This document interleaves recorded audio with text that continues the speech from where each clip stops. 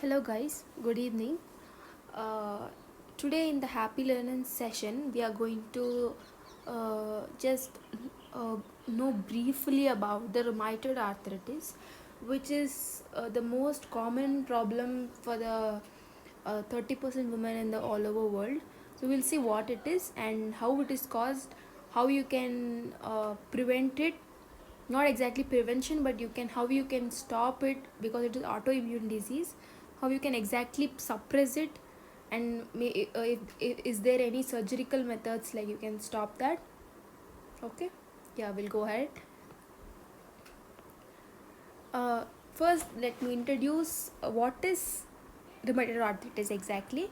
So it is a chronic inflammatory joint disease. That means it is a chronic, that is it is acute is it is very less dangerous kind of thing. Chronic is it is already in more danger once it comes to your body.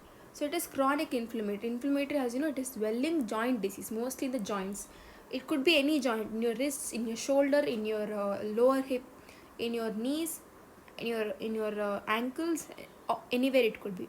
So the most typical features of this, it could be, it is a symmetrical polyarthritis. Poly is many.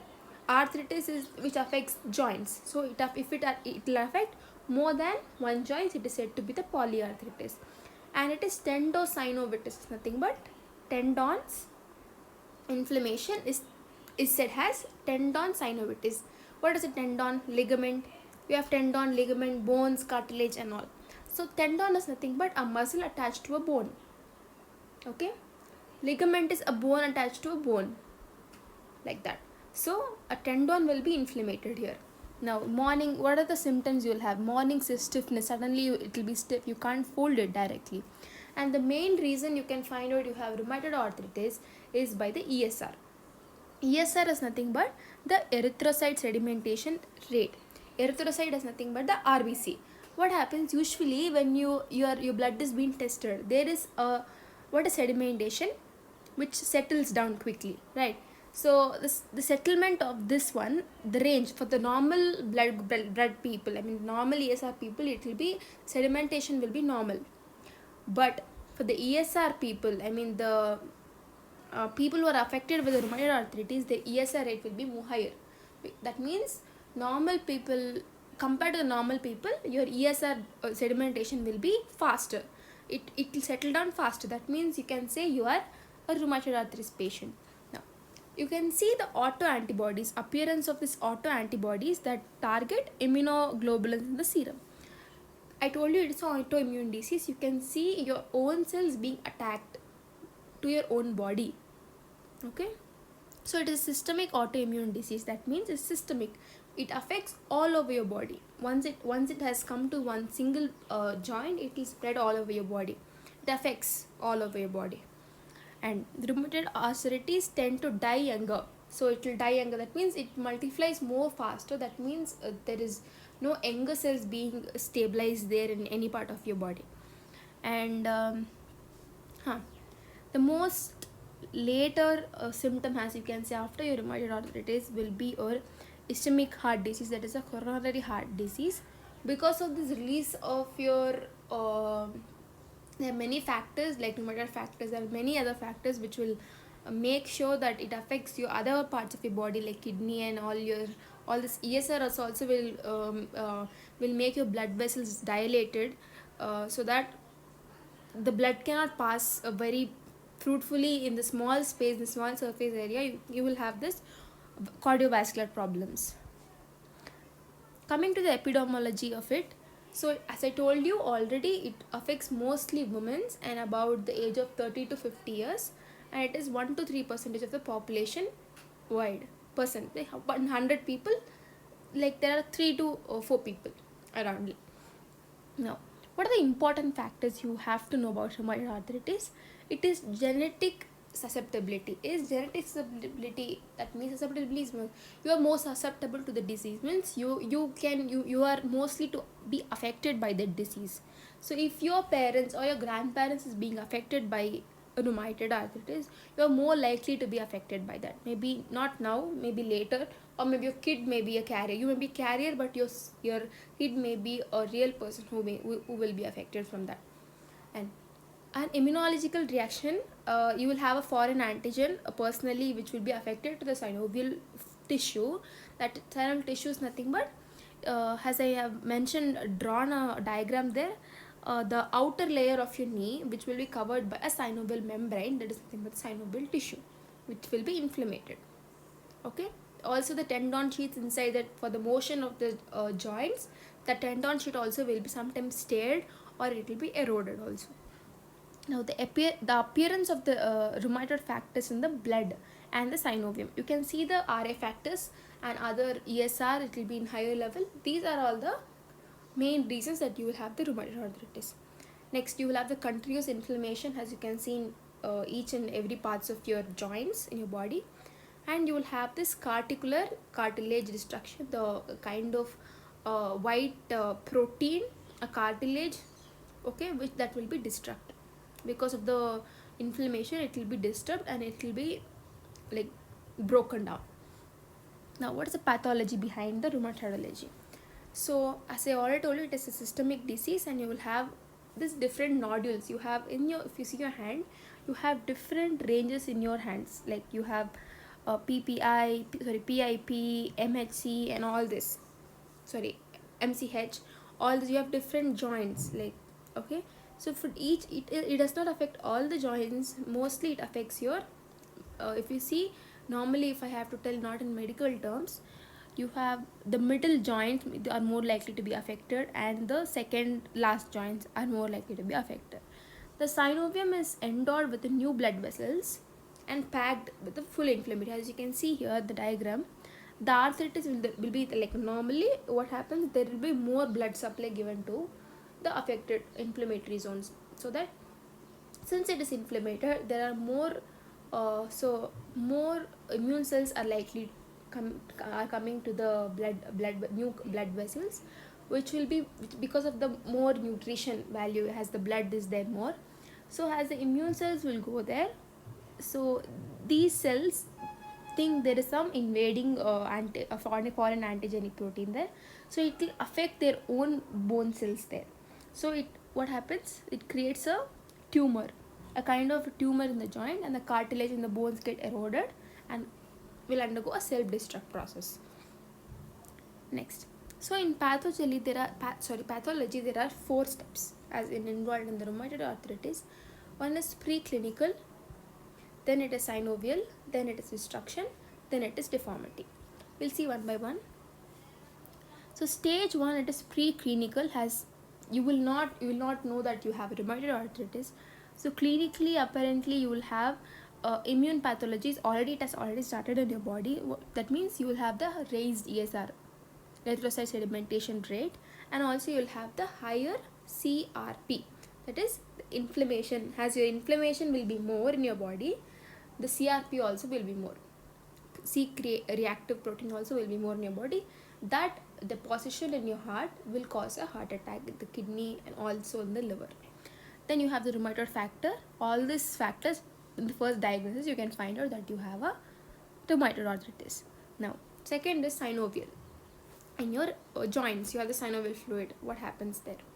So early changes, you will have the new vascular congestion, new blood vessels will be created around the affected region, and more immune cells will be go, and plasma cells, lymphocytes, all this will go and attach there, and that leads to the thickening of the place. That means the inflammation and the villus, what is it, villus formation will takes place, and also the cell will be completely rich with all the immune cells, and this will lead to the erosion of your tendon sheaths and the synovial membrane. The third one is destruction, stage 3. Persistent inflammation causes, I told you, joint and the tendon destruction, and the articular cartilage will be eroded, and as you can all, and the other way you can find out is the granulation tissue invasion is this is the way you can find out if your body is already been inflamed. That is the indication that your body was inflamed before. You can find out from that.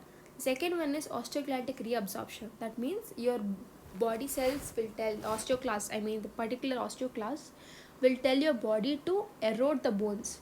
So these, when it is going to destroy the bones, kind of rocks, they'll have minerals and all, collagen and all calcium products. So all this will be sent to the blood and it will be taken by the blood. But it is not necessary for your osteoclast to break the bone now. Because of the destruction, this will lead to the osteoclastic reabsorption. That is reabsorption. Now, a similar changes, as I told you, the tendon sheet will get eroded. That is known as the tenosynovitis. That is done, and the rupture of tendons, and you will have the bruise, the inflammation, and all the swelling of the joints. Then the last one is deformity. Deformity is what? You can see the diagram. The shape of the bone is itself changed and it is deformed. Deformity is what? It's changed its shape accordingly. So confirmatory articular destruction. So articular destruction is the tendon destruction and the synovial fluid is not supporting, and you have instability, you can't walk anymore, and you have the functional defects of the movement. It's like a condensed movement you have. Okay. Now, the clinical features, we are going to see what it's clinically, where it affects in your hand, what's the exact bone we are going to see. So most commonly it affects MCPJ and PIPJ. So as you can see in your hand, there are limitedly 4 bones, as I have drawn in the diagram, 1, 2, 3, 4. So here the last bone, the last from your wrist to the first bone, that is said to be the metacarpophalangeal joints, and the PIPJ is proximal intraphalangeal joints. And also in the wrist, also in the tendons, they are more likely, but only these 2 joints are more likely to be affected, as you can see in the diagram. So it could be bilateral as well as symmetrical polysynovitis. Okay. Pain and fusiform swelling is, you will get the swelling in the kind of a pink color, because as I told you, it is completely filled with blood and immune cells. That's why it looks pink color. And stiffness and loss of mobility, you can't move properly. MOA is loss of mobility and loss of movement, loss of attachment, and all this kind of, you have a low grade fever and malaise, you're not happy, that means you're not comfortable with your hands as before, and tenosynovitis. Now the clinical features. So where does this arthritis mostly be attacked? You can see the diagram and get to know where all it affects. Next, now clinical features. The late feature, as we have already seen, it is the early feature. What you can see, what happens if it is not diagnosed, and later what will happen? Now it will spread to the other joint. Maybe if it is there in your hands, maybe it will go to your wrist, ankle, knee, shoulder, proximally in higher frequency. Now mostly in the morning you'll have stiffness nearly about 30 minutes, and the activity of daily living, whatever you do, that will even increase your problem, the quality of your life of you live. And you can see the difference between a normal synovial membrane of a person and the rheumatoid arthritis knee, where it is completely inflamed and infected. See, inflamed synovial membrane, and this is the infected part of all the immune cells, is known as pannus, which contain all T lymphocytes, macrophages, fibroblasts, endothelium, dendritic cells, plasma cells, everything. And the synovial fluid is mostly full of neutrophils, but in the normal place you will not have any kind of immune cells. There is no use of immune cells in the membrane, synovial fluid membrane. And once, if you're going to draw a fluid from the infected rheumatoid arthritis patient, if you kind of notice that you have neutrophils in the synovial fluid, that means to say he is a rheumatoid arthritis patient, right? Now, the other clinical features, more late deformity, that means later, even more, the difficult cases, how you have to just check it off. Pain, deformity, instability, and you can't move, the range of motion is limited. And the thumb, as you can see, you can just google it and see the thumb deformity, like Z position, it will be like a Z as the same. And the fingers like swan neck, that swan neck deformity is like a swan head, your fingers will be crossed. And Boutonniere deformity, ulnus deviation. Boutonniere is that your thumb will be bent opposite to your hand position, and ulnus deviation, as I have drawn here, it will, all your fingers will turn over the opposite direction of your hands. And radial wrist is radial is 20 degree, it will just shift like that. Boulder displacement is upper side of your palm, it will just rotate. Elbow limited extension, you can't use your elbow completely 100%. Shoulder, you will have problem, and you have vulgus, that is bowing, like you have this rickets, right, the bowing of your knees, then toed claws, etc. Then what are the deformities of the rheumatoid arthritis? As you can see, this is ulnar deviation, as I told you, Z thumb, you can see the thumb. And muscle wasting, there is no muscle being used here, just everything has been like shifted. Bounties, as I've drawn and showed you, it is like, it's like bent completely. And joint subluxation subluxation is nothing but it's a partial dislocation, halfly it is dislocated. Partial sub is what, half dislocation. Next, what are the clinical features for the rheumatoid arthritis? Z deformity, as I told you, swan neck deformity, and as I also told you the bound to knees deformity. And I have just mentioned what are the different joints most likely to be affected. Most likely to be affected is the from the last 1 2, and most probably third one, not the remaining carpals and metacarpals. Mostly the proximal phalanges, intermediate phalanges, and the distal phalanges to be affected. Clinical features, the natural history of the rheumatoid arthritis is, you'll be fine. After 5 years you can see, and after 15 years you can see what is it. It is a chronic disease, you can't stop it, but you can medicate it, you can take medications for that. The progressive damage leading to the deformity and disability. Not only you'll have joint problem, but also because of the external factors which affect your own body, that will lead to nodules and external nodules. It will affect your lungs, eyes. Vasculitis is nothing but the inflammation of your blood vessels, so that your blood vessels may be shrunken, or it will change its shape, okay, changing it blood vessel walls, etc. Now, how it can be diagnosed? So by X-ray, by MRI, all these tests you can diagnose it. You can see the erosions, and externally, physically also you can see the nodules which is being ejaculated, I mean kind of externally seen from the skin. Then hematological, from your blood sample, how can you find out? As I already told you, you can do ESR, this C-reactive protein, it will be more. And you can take, as I told you, you can take synovial fluid, it's more of this immune cells, you can find out that leukocytes. Then you have the rheumatoid factor, this is anti-immunoglobulin G, you can see that this anti-cyclic citrullinated peptide antibody, which is the citrulline is nothing but when the metabolism of this antibody origin, the citrulline is being produced. So if that is more, that means your inflammation in your body is more. And this FBC is nothing but the first point, the concentration of hemoglobin will be more, or either the size of the hemoglobin will be different. So because of that, your FBC will be more, and you can also see the WBC count in your body. And the investigation can also be done by the imaging like X-ray, MRI, all these are imaging.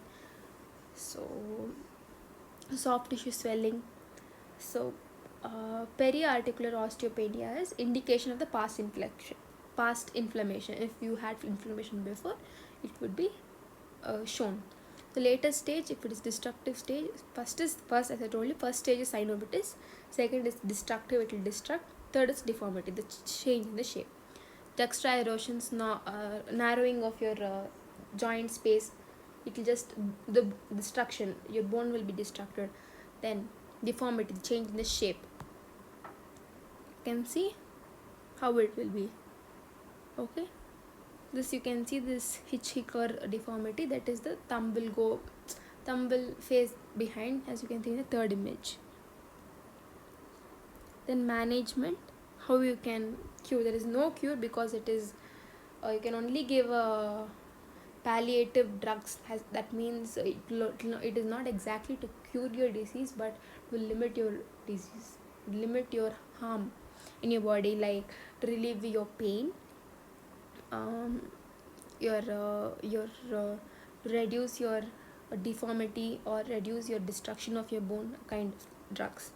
So you can take non-steroidal anti-inflammatory drugs like ibuprofen and other drugs as I've mentioned here, analgesic to reduce pain, to reduce your fever, and all the anti-inflammatory drugs to slow joint damage caused by inflammation. This is glucocorticoids. Next, for the surgery purpose, there is synovectomy, where the amount of the inflammatory tissue will you are going to remove that the diseased synovium or the lining of the joint. So this will, if when you remove the synovial, the inflamed synovium, your pain are likely to reduce and slow down the prevention of the further joint pain. Then arthroscopic surgery, where a small instrument with a light will be inserted to with a camera and it has a closed circuit to the television. It will be viewed to see if if your skin, if your bone skin is being teared or if it is being infected. Okay. Next, DMARD is disease modifying anti-rheumatic drugs, where you can suppress your erosion of your bones, okay, reduce the RF factors and all this, hydroxychloroquine, oral gold, chloroquine, etc. All this. Next, biological responses modifiers, then they are like they're inhibiting proteins. The immune system which will destroy the bone cells are likely to, like cytokinins, will be destroyed, I mean inhibited. Your body will suppress them. There are some drugs, abatacept. Okay. Next, protein immunoabsorption therapy. This is not a drug, and it filters, what happens is it filters your blood to remove all these antibodies and immune cells which to reduce your inflammation. That's all. Surgery, the other surgery what you can do is osteotomy, to cut your bone, and it isn't often been recommended because rheumatoid arthritis is also a case if you have a more weight, obesity, that will also lead to rheumatoid arthritis, which isn't often recommended one, the osteotomy. You can opt other ways to cure for it. Joint replacement or arthroplasty, as you can see, removal, if you can't walk completely, your bone is being displaced, and so your bone is completely removed and you're going to fit a metallic one for your proper for your further, it will just stay for 20 to 30 years for proper stability. Arthrodosis of fusion, there are the procedures fuses the two bones together, so which will limit the movement so that your pain will be reduced and stability will also be increased. So treatment, as I already told you, exercise, splintage is some support for your fingers, exercises, all as I told you, anti-inflammatory drugs, exercises, anti-allergic low dose corticoids. Okay. Other, you can do it also in the surgical methods and splint